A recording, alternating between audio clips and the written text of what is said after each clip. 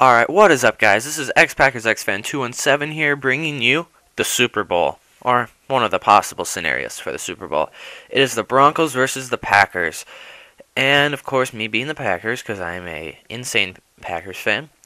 I got into this lobby before the game, and I saw he was rated up as the Broncos, so I messaged him, and I'm like, hey, move it to the New Orleans Stadium. Let's make this the Super Bowl. And he's like, okay. So I get off to a nice 3-0 lead, and he starts his own drive, working his way down, catch by Joel Dressen. Not bad, not bad.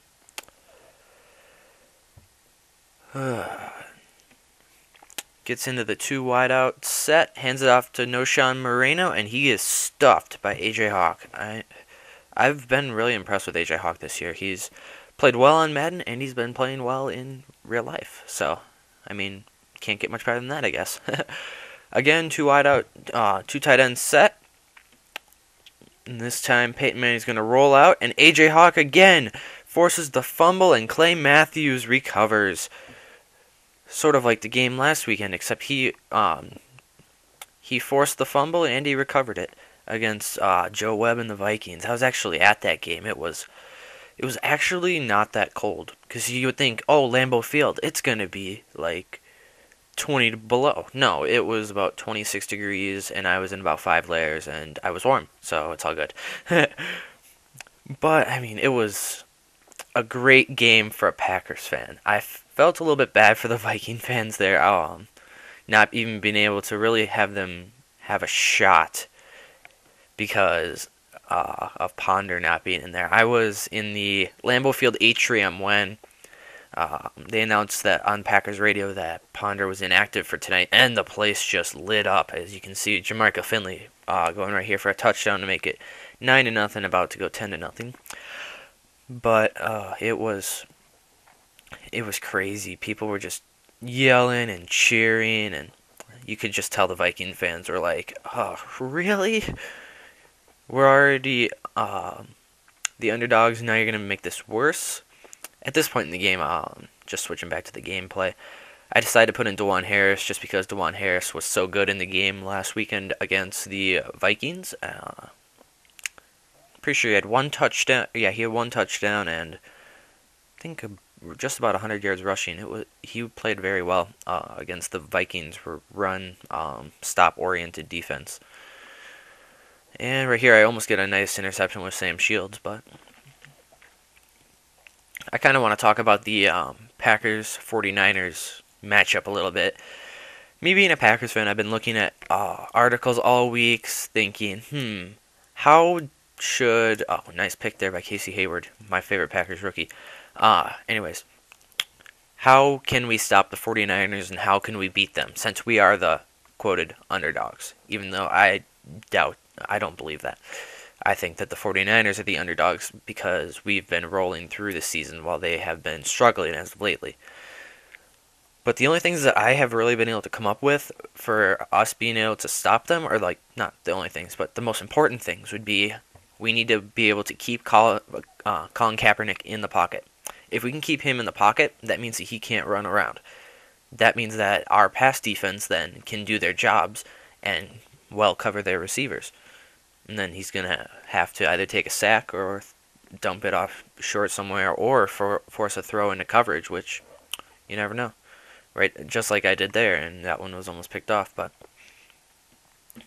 another thing that we need to do is we need to be able to win up front. I remember watching our Week 1 matchup against the 49ers, and we didn't win up front. We didn't win the matchups.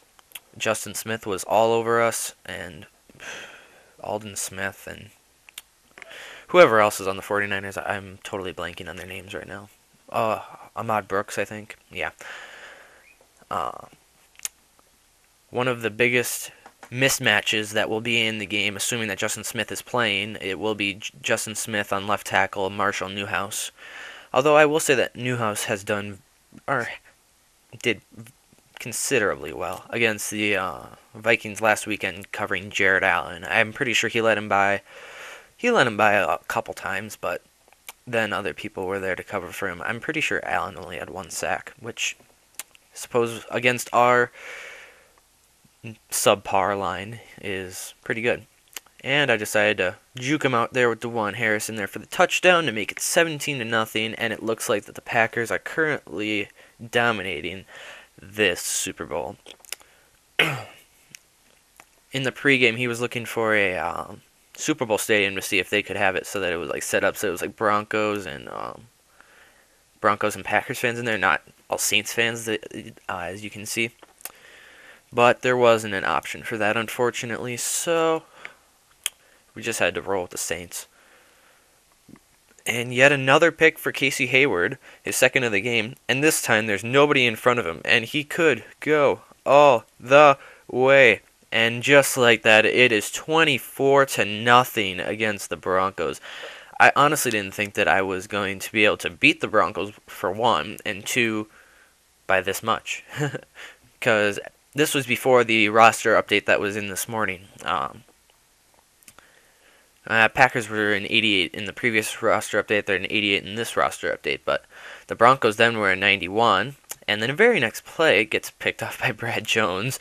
I'm starting to feel bad for the guy, but it's football. What can you do? What was I saying? I can't remember.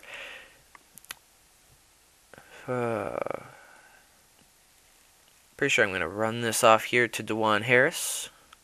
See what happens. He's going, he weaves, and yeah, 31-0.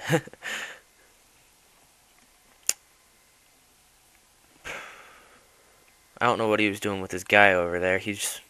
At this point, I was surprised that he hadn't quit yet. I was just thinking, just quit. Offer me a mercy rule. I'll accept. I'm not one of those.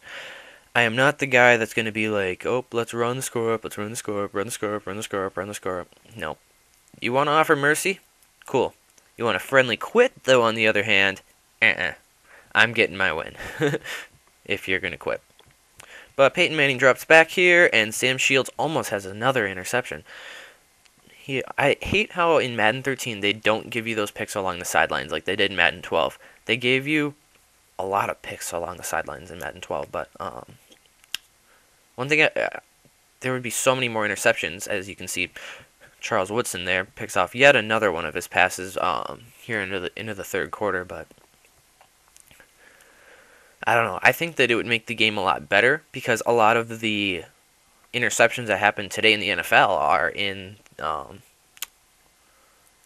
are along the sidelines. And here you can see DeJuan Harris breaking out yet another big run to make it 38-0.